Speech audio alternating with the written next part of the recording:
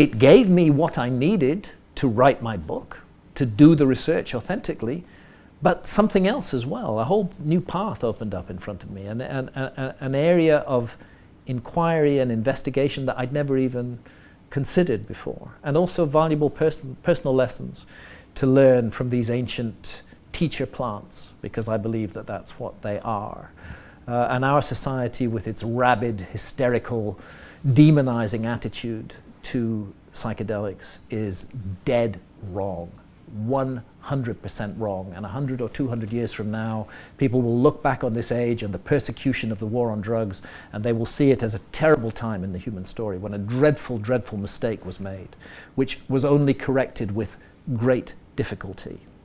You know, the people who created the war on drugs are the same ugly people who are invested in war and harm and hatred and damage all over the world. And since we're suffering from the consequences of their actions in those other areas, we should wake up to the fact that the war on drugs is another one of those consequences, that those same vile and evil people who've turned the world into hell are the people who declared the war on drugs. When it comes to psychedelics, are we getting small wins? Do you feel like we're getting there? Yes. Okay. We are getting small wins in psychedelics. There's a huge process underway. It's difficult to see the whole picture because we're in the middle of it at the moment. It's difficult to know where it's going to go on. I think the internet has played a big role in this. It means that information can't be kept within exclusive little cliques anymore.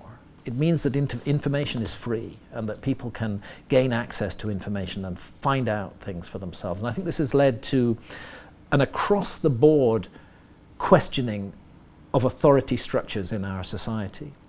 See, the curious thing about democracies, we're told democracies are great things, and democracies are great things, of course.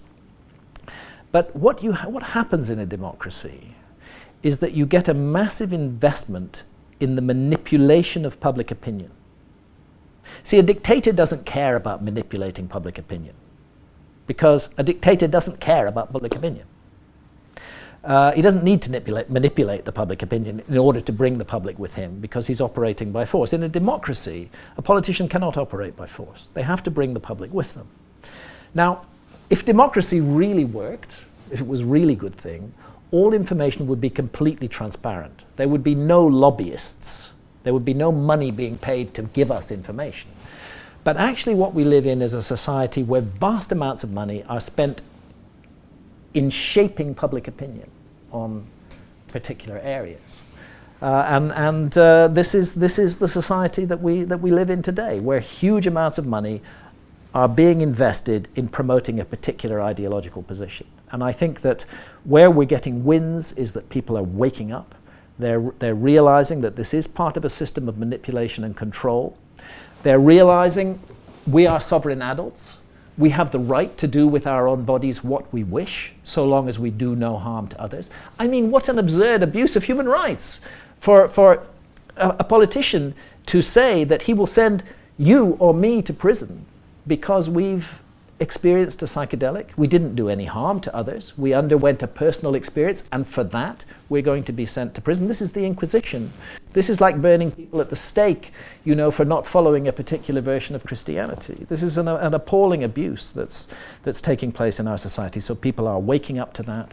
It's part of an overall waking up to the way that the world is run.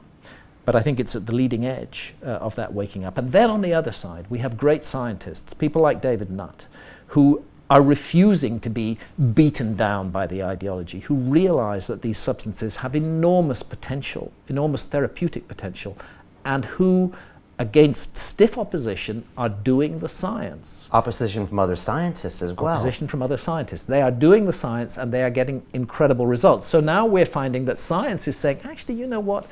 These psychedelics, they don't really seem to harm people.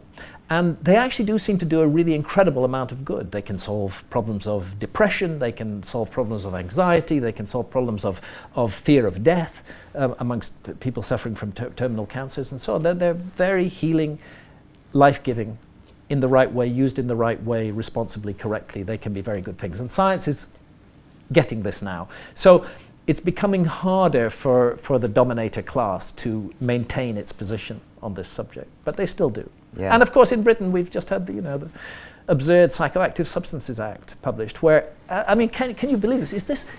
Are we actually living in 2016 or is this 1984? That we are now living in a Britain where any substance that has any effect on your mind is illegal unless it is specifically exempted. What is specifically exempted? Alcohol, tobacco, and caffeine.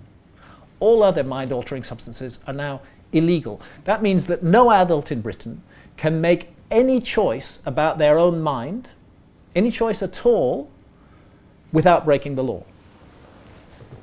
This seems to me a very strange situation.